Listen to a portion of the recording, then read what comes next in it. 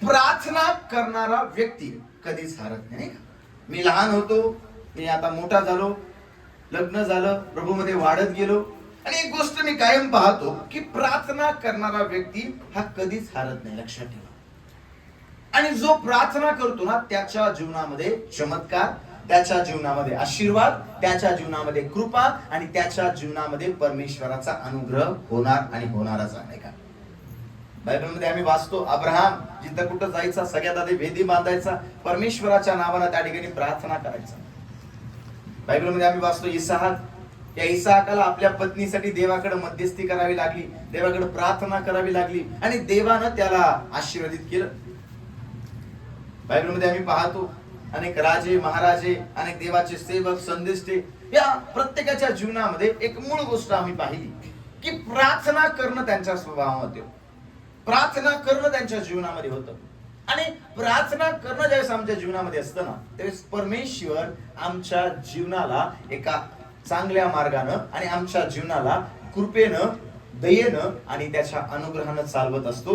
आणि मला तुम्हाला सांगू द्या, कधी कधी प्रार्थनेचं उत्तर मिळायला जर आम्हाला लेट जरी झालं ना, तर एक गोष्ट लक्षात ठेवा, प्रार्थनेचं उत्तर लेट झालं याचा अर्थ देव आमच्या प्रार्थनेचं उत्तर देत नाही असं नाही बरं का. कधी कधी आमच्या प्रार्थनांना उत्तर मिळायला थोडी वेळ लागतो, पण याचा अर्थ असा नाही की देव आमच्या प्रार्थनेचं उत्तर देणार नाही. ज्यावेळेस देणार आहे ना, त्यावेळेस उत्तमातलं उत्तम ते परमेश्वर आमच्यासाठी देणार आहे. प्रभूला गौरव असो. यावेळेस देवाच्या पवित्र वचनाकडे आम्ही जाणार आहोत. मत्तय शुभवर्तमानाचं पुस्तक, मत्तयाचं पुस्तक 8वा अध्याय, मत्तयाचं शुभवर्तमान याचा 8वा अध्याय आणि 5 पासून तर पुढं काही वचनं आम्ही वाचणार आहोत. प्लीज वाचूया आपण. शताब्दीपतीचा चाकर. मग येशू कफरनहूमास आल्यावर एक शताब्दीपती त्याच्याकडे आला व त्याला विनंती करून म्हणाला, प्रभूजी, माझा चाकर पक्षघाताने अतिशय पीडित होऊन घरात पडला आहे. तो त्याला म्हणाला, मी येऊन त्याला बरे करीन. तेव्हा शताब्दीपतीने उत्तर दिले की, प्रभूजी, आपण माझ्या छपराखाली यावे अशी माझी योग्यता नाही, पण शब्द मात्र बोला म्हणजे माझा चाकर बरा होईल. कारण मीही ताबेदार मनुष्य आहे आणि माझ्या हाताखाली शिपाई असून मी एकाला जा म्हटले की तो जातो, दुसऱ्याला ये म्हटले की तो येतो, आणि माझ्या दासाला अमुक कर म्हटले की तो ते करीतो. हे ऐकून येशूला आश्चर्य वाटले व आपल्या मागे येत असलेल्या लोकांना तो म्हणाला, मी तुम्हाला खचित सांगतो, एवढा विश्वास मला इस्रायलात आढळला नाही.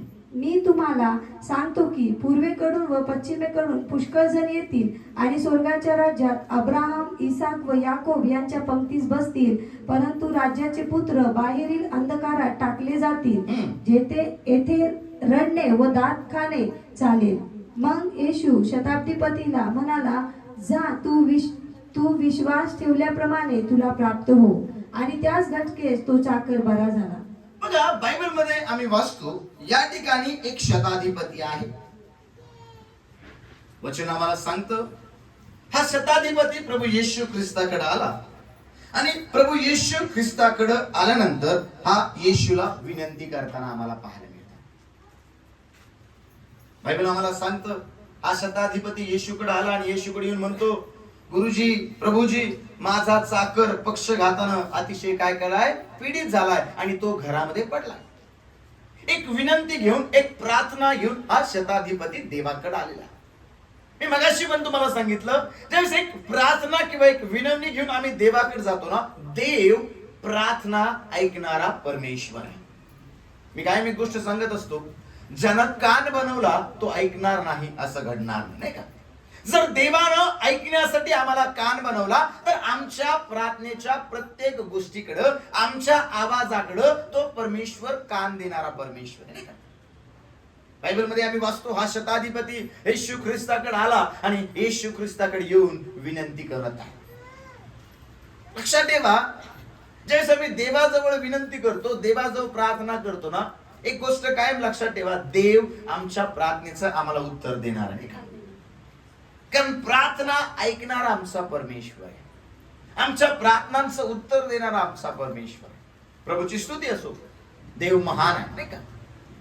आणि येशू ख्रिस्ताकडे आल्यानंतर हा शताधिपती म्हणतो की, प्रभूजी, माझा चाकर पक्षघातानं पीडित होऊन आपल्या घरामध्ये पडलेला आहे. येशू त्याला म्हणतो, मी येऊन त्याला काय करील, बरं करेल. पण एक महत्वाचा शब्द त्या ठिकाणी 8व्या वचनामध्ये तो म्हणत आहे. या गोष्टीकडे आम्ही थोडं लक्ष आज लावणार आहोत. तेव्हा शताधिपतीने उत्तर दिलं की प्रभूजी, आपण माझ्या छपराखाली यावं अशी माझी योग्यता नाही, पण शब्द मात्र बोला म्हणजे माझा चाकर काय होईल. बघा, आज ज्या गोष्टीकडे आम्ही लक्ष देणार आहोत, शब्द मात्र बोला. हा शताधिपती येशू ख्रिस्ताला काय म्हणत आहे, मी या योग्यतेचा नाही की आपण माझ्या छपराखाली यावं, पण शब्द मात्र बोला म्हणजे माझा चाकर काय होईल. शब्द लक्षात ठेवा. ज्यावेळेस या शुभवर्तमानाला, या अध्यायाला ज्यावेळेस आम्ही वाचतो, एक महत्वाची गोष्ट तुमच्या आणि माझ्या लक्षामध्ये येते की शब्दांमध्ये सामर्थ्य. आम्ही म्हणाल भाऊ, शब्दांमध्ये काय आहे. आणि ज्यावेळेस तुम्ही 13 वचन वाचता, त्या ठिकाणी असं लिहिलं, येशू म्हणतो, जा तुझ्या विश्वासानं आणि तू विश्वास ठेवल्याप्रमाणे तुला प्राप्त हो, आणि त्याच घटकेस त्याचा चाकर काय झाला. म्हणजे शब्दामध्ये सामर्थ्य. ज्यावेळेस आम्ही योहानाचं शुभवर्तमान 1 अध्याय 1-2 वचन ज्यावेळेस आम्ही वाचतो, त्या ठिकाणी लिहिले, प्रारंभी शब्द होता, शब्द देवाजवळ होता, आणि शब्दच काय होता. शब्दच काय होता, देव. म्हणजे शब्दामध्ये सामर्थ्य आहे. आम्ही म्हणाल का हो, बोललेल्या शब्दामध्ये काय आहे, सामर्थ्य.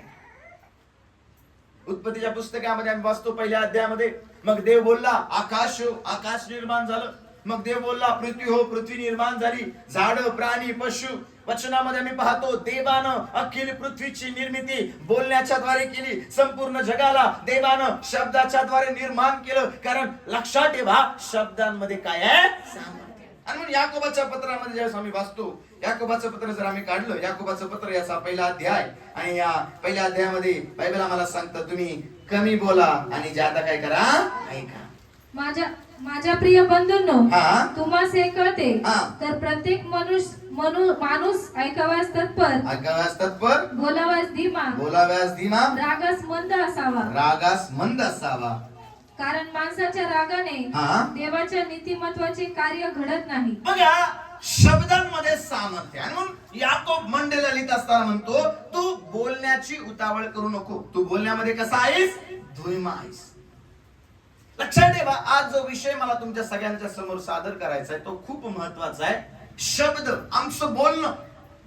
आज समाजामध्ये आम्ही पाहतो, लोकांचं बोलणं, लोकांचे शब्द एका विचित्र पातळीवरती, एका विचित्र ठिकाणी आज जाऊन ठेपलेले आहेत.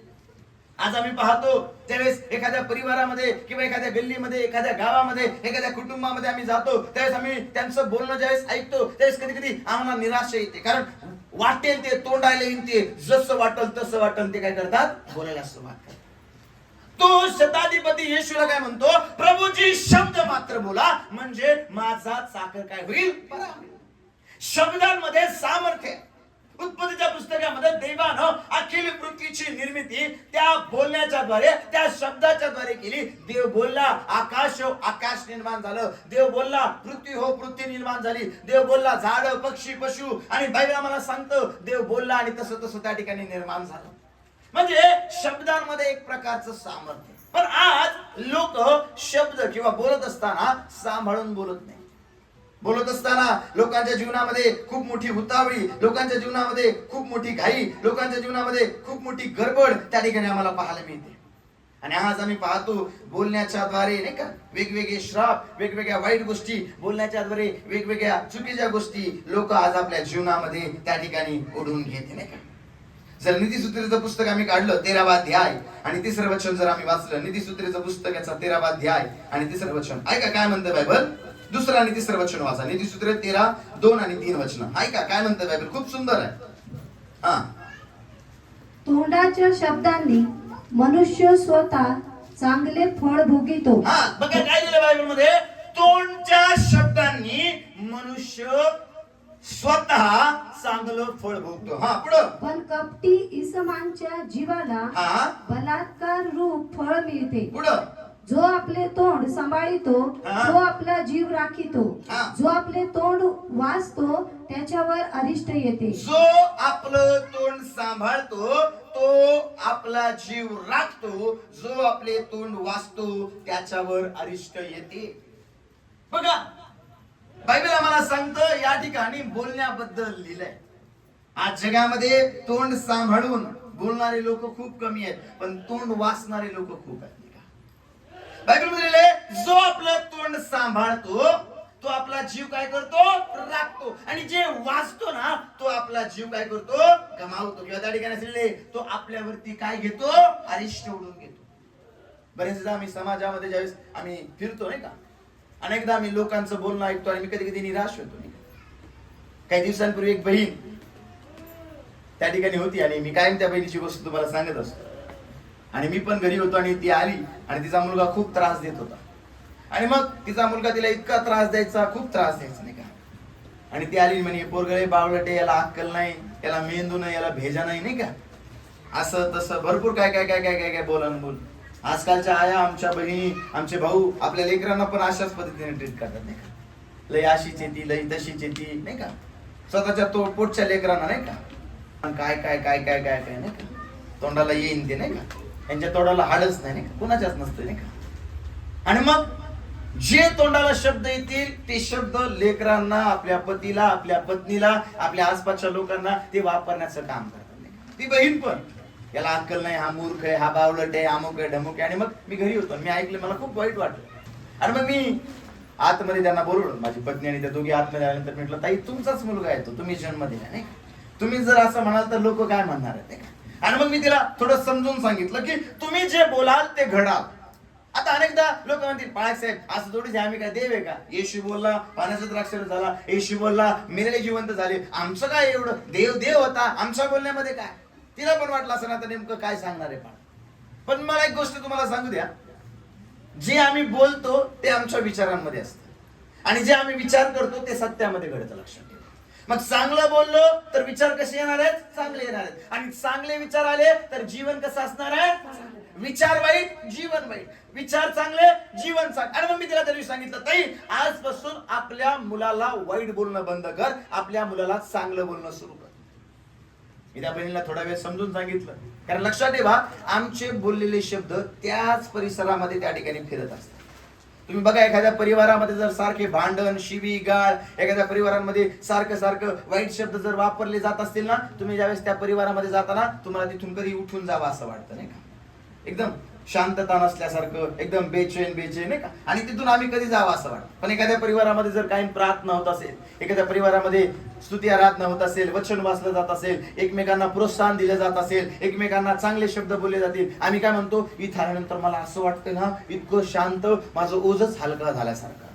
कारण बोलण्याच्या द्वारे तशा पद्धतीचं वातावरण त्या ठिकाणी निर्माण होतं. बघा, एखाद्या ठिकाणी खूप भांडणाचं वातावरण आहे, पण त्या ठिकाणी जर आम्ही गेलो आणि प्रेमाचे दोन शब्द जर चांगले आम्ही बोललो ना, ते भांडणाचं रूपांतर चांगल्या संबंधांमध्ये होतं.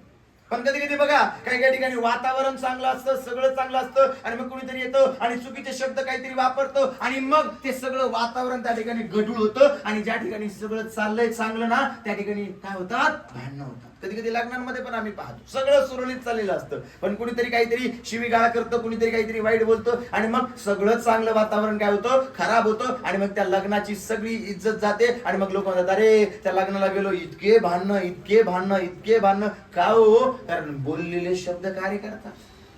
तुला प्रेज द लॉर्ड. आज समजताना तुम्हाला एक महत्वाची गोष्ट मला सांगायची काय, ज्यावेळेस त्या बहिणीला मी समजून सांगितलं, त्यावेळेला म्हटलं, ताई आजपासून चांगलं बोल, म्हणजे चांगले विचार करशील आणि चांगले विचार करशील तर तुझं चांगलं होईल. आणि मग ती चांगलं बोलायला लागली, बोलायला लागली, बोलायला लागली. आज मला वाटतं या गोष्टीला 2 वर्ष पूर्ण होतील, 2-2.5 वर्ष पूर्ण होतील.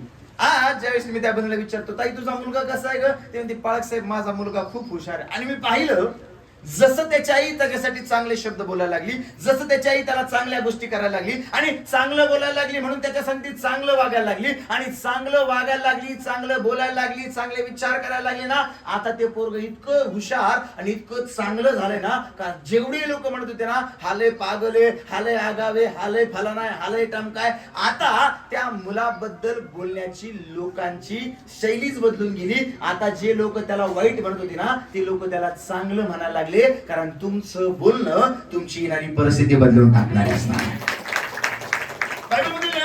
जो आपलं तोंड आवरतो, जो आपलं तोंड काय करतो, आवरतो, तो आपलं चांगलं करतो नाही का, पण जो ते वाचतो नाही का, काय लिहिलंय, जो आपलं तोंड सांभाळतो तो आपला जीव राखतो, पण जो वाचतो तो अरिष्ट आणतो. लक्षात ठेवा, तुमच्या बोलण्याने तुमच्यावरती अरिष्ट येतं, तुमच्या बोलण्याने तुमच्या जीवनामध्ये वाईट गोष्टी होतात. लक्षात ठेवा, या ठिकाणी दुसऱ्या वचनामध्ये खूप सुंदररित्या लिहिले, काय लिहिले, तोंडच्या शब्दांनी मनुष्य स्वतः चांगले फळ भोगतो. म्हणजे आमचे बोललेले चांगले शब्द, आमच्या चांगल्या शब्दांमुळे आमचं चांगलं होणार आहे, आम्ही चांगलं फळ खाणार आहे. पण आम्ही वाईट बोलणार आहोत ना, तर आमच्या जीवनामध्ये पण काय होणार आहे, वाईट होणार आहे. आणि म्हणून बोलणं करत असताना आम्हाला चांगलं बोलणं खूप गरजेचं आहे. आजकाल समाजामध्ये चांगलं बोलणारे लोक कमी आहेत आणि वाईट बोलणारे लोक समाजामध्ये आहेत, निगेटिव्ह बोलणारे लोक समाजामध्ये आहेत.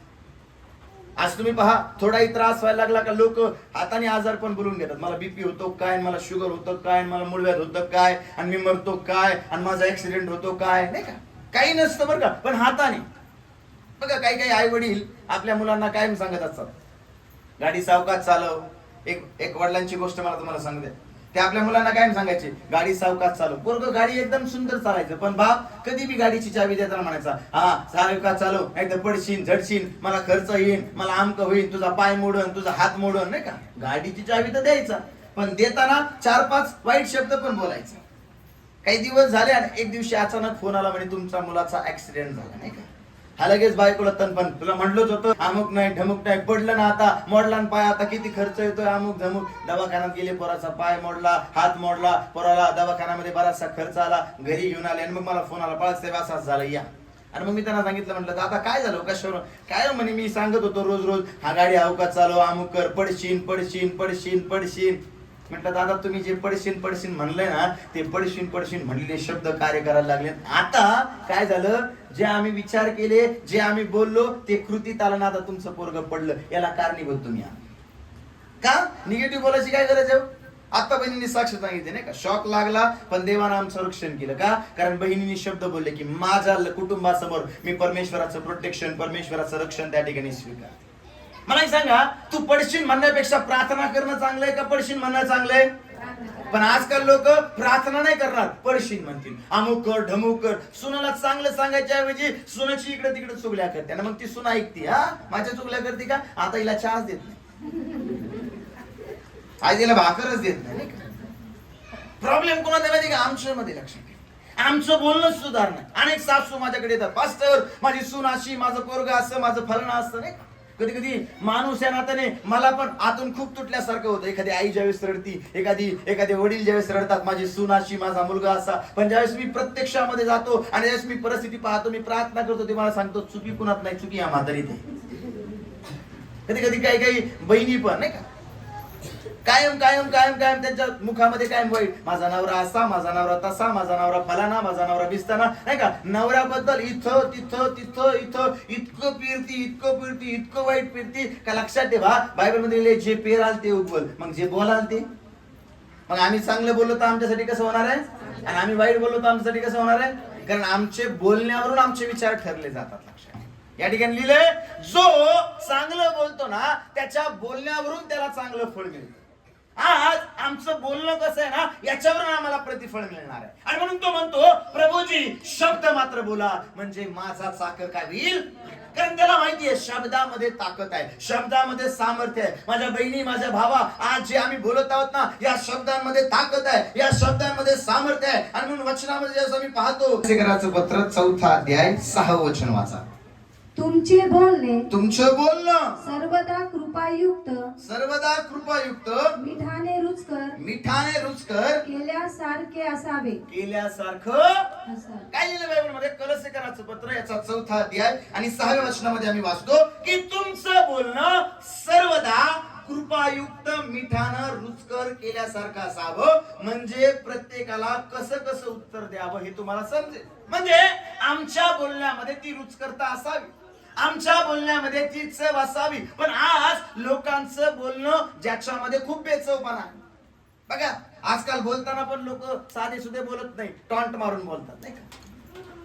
एखाद्याला बोलायचं ना सरळ सरळ नाही बोलत, आणि मग आम्ही म्हणतो काय वाकड्यात घुसता, सरळ सरळ सांगा नाही का. म्हणजे एखाद्याला समजून जरी सांगायचंय ना तरी सुद्धा लोक काय करतात माहिती का, समजून सांगायच्या वेळेस पण टॉन्ट मार, आडवं इकडं तिकडं नाही का. सरळ रस्ता आहे पण सरळ जायचं नाही, आम्हाला वाकडं तिकडं जायचं नाही का. आणि बघा घाटामध्ये ज्यावेळेस अनेक लोक जातात नाही का, आणि मग ते सांगतात अय घाटात लय डेंजर होतं नाही का, असं झालं तर सगळं बाहेर येतं काय नाही का.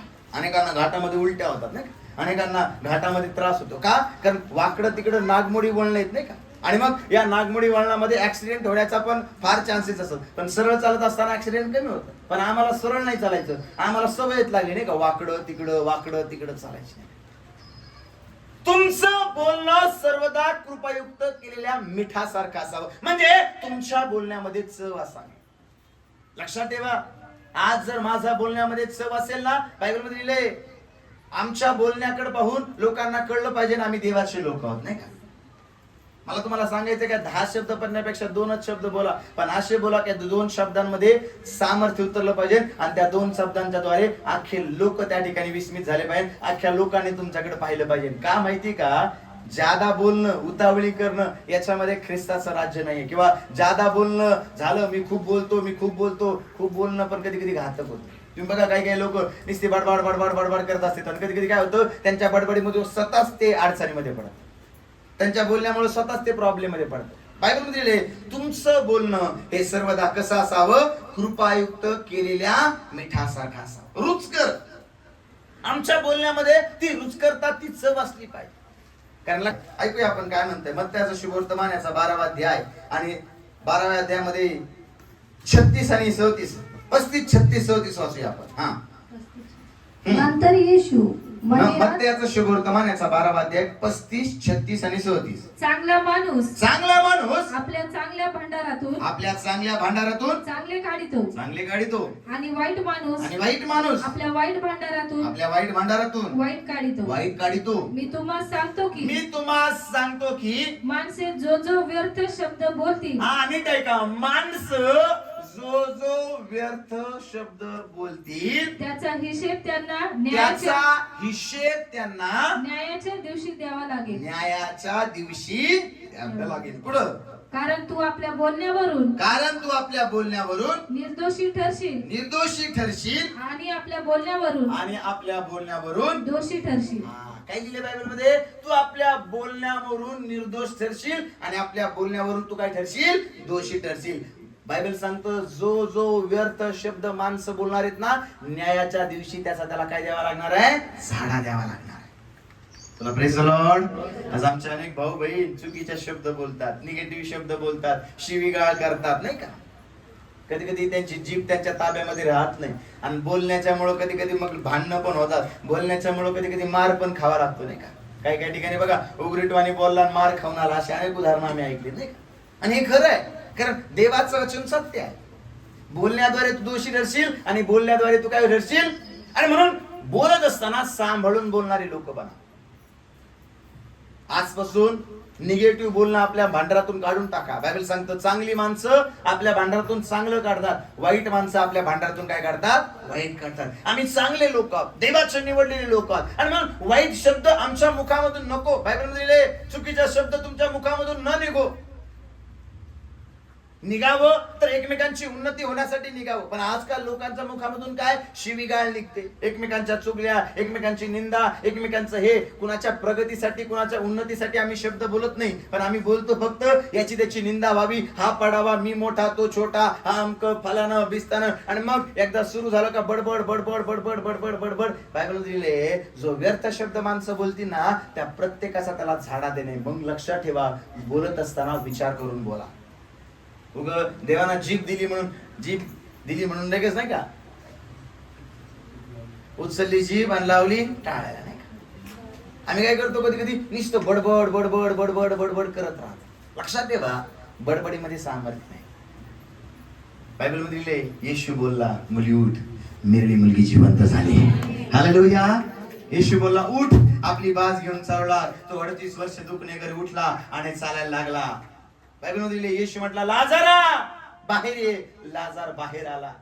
बायबल मध्ये आम्ही पाहतो, येशू बोलला, लंगडे चालायला लागले, मुके बोलायला लागले, आंधळे पाहायला लागले. येशू बोलला, लोकांचं जीवन बदलून गेलं. आज मला तुम्हाला सांगू द्या, आम्हाला पण आमच्या बोलत असताना विचार करून आम्हाला बोलायचे, कारण बोलण्यामध्ये सामर्थ्य आहे. आज तुम्ही जे चुकीचे शब्द बोलताना ते तिथंच फिरत राहतात, ते चुकीचे विचार तिथंच फिरत राहतात. आणि जर तुमचे बोलणं चुकीचं असेल, बोलणं निगेटिव्ह असेल, तर तुमचे विचार पण निगेटिव्ह होणार आहे. आणि विचार निगेटिव्ह असतील ना, सगळंच निगेटिव्ह होणार आहे, नाही का? म्हणून चांगला विचार करणारे लोक बना, पॉझिटिव्ह विचार करणारे लोक बना. कधी कधी लक्षात ठेवा, आमच्या जीवनामध्ये कधी कधी परीक्षा होते आणि आम्ही परीक्षा होत असताना निगेटिव्हपणा करतो, नाही का?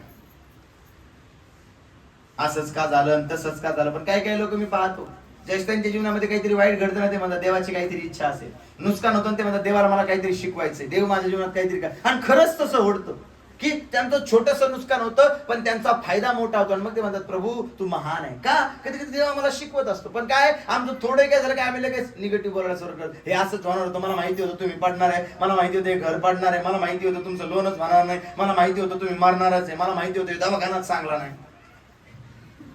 आता बघा, निश्चित एखाद्याला जर निगेटिव्ह बोलायला लागलो ना लोकांना, तर मी तुम्हाला म्हणतो वया पुरणार नाहीत, पानं पुरणार नाहीत आणि रात्र पुरणार नाही. पण चांगलं बोलायचं म्हटलं ना, 5-10 मिनिटात संपून जाईल, नाही का? एखाद्या विषयी चांगलं सांगा असं जर आम्हाला म्हटलं ना, तर लय तरी आम्ही 4-5 वेळी लिहू, असे आहेत, तसे आहेत, तसे आहेत, तसे आहेत. पण किती चुका आहेत म्हटलं का, पानाची पानं द्यावं लागतील पुरवण्या, नाही का? त्या पटापटा असाच आहे, असाच बोलला तसाच आहे, नाही का? साधं उदाहरण घेऊया. माझ्याबद्दल जर राग सांगितलेलं, पास्टर बद्दल लिहा किंवा एखाद्या व्यक्तीबद्दल लिहा, आम्ही लिहू लय तरी अर्ध पान, 1 पान. पण वाईट जर म्हटलं ना, अर द्या पुरवण्या पडतं, नाही का? ते पेपरला जसे पुरवणी द्या, पुरवणी द्या, पुरवणी द्यायला पण म्हणणार लिहितोय काय, पण पुरवण्या संपतील पण लिहिणं संपणार नाही का?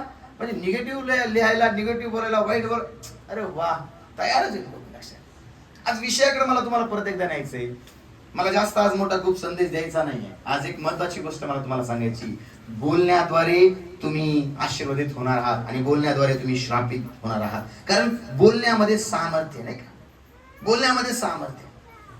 आम्ही चांगलं बोलू ना तर आमच्या जीवनामध्ये चांगलं घडणार आहे, आम्ही वाईट बोलू ना आमच्या जीवनामध्ये वाईट घडणार आहे.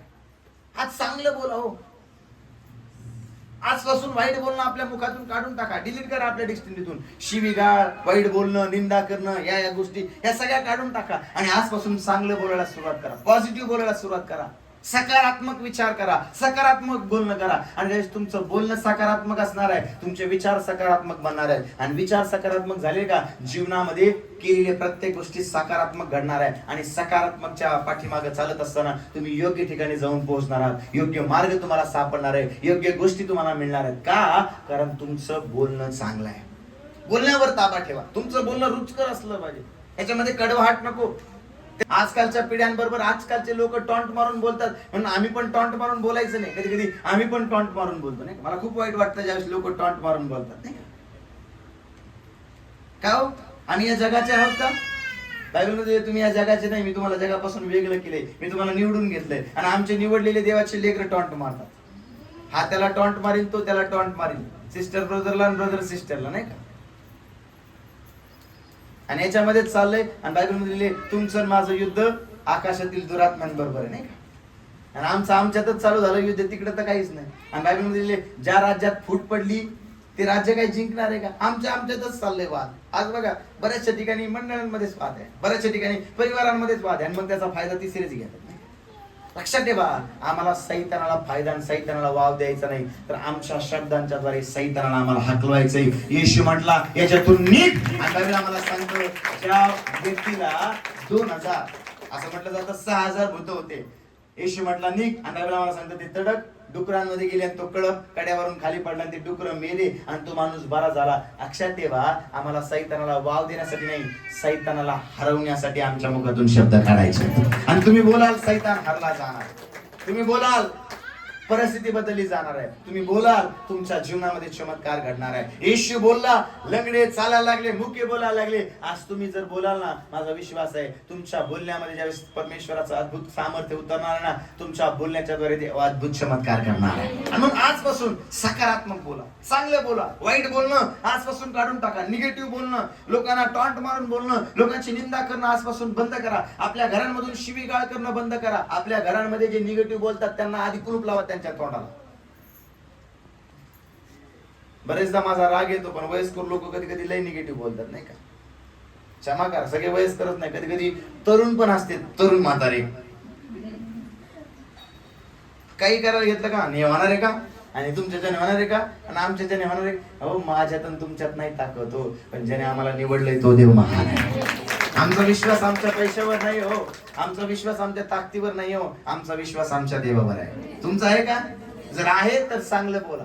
मी कायम चांगलं बोलतो. प्रभू तू माझ्या संगती आहे. देवा तू मला देणार आहे. देवा तू माझा परमेश्वर. देवा तू मला आरोग्य देणार आहे. देवा तू माझ्या जीवनामध्ये चमत्कार करणार आहे. देवा तू माझ्या जीवनामध्ये अद्भुत कृपा पुरवणार आहे. सैतान अनेकदा निगेटिव्हिटी आमच्या मनामध्ये, आमच्या जीवनामध्ये पेरण्याचा प्रयत्न करतो, पण आजच त्या निगेटिव्ह विचारांना हाकलून लावा आणि आजपासून चांगलं बोलायला सुरुवात करा. तो म्हणतो, प्रभूजी शब्द मात्र बोला म्हणजे माझा चाकर काय होईल, बरा होईल. आणि लक्षात ठेवा, शब्दांमध्ये सामर्थ्य आहे. आणि येशू बोलला, बायबलमध्ये लिहिले, त्याच घटकेला त्याचा नोकर काय झालेला होता, बरा झालेला होता.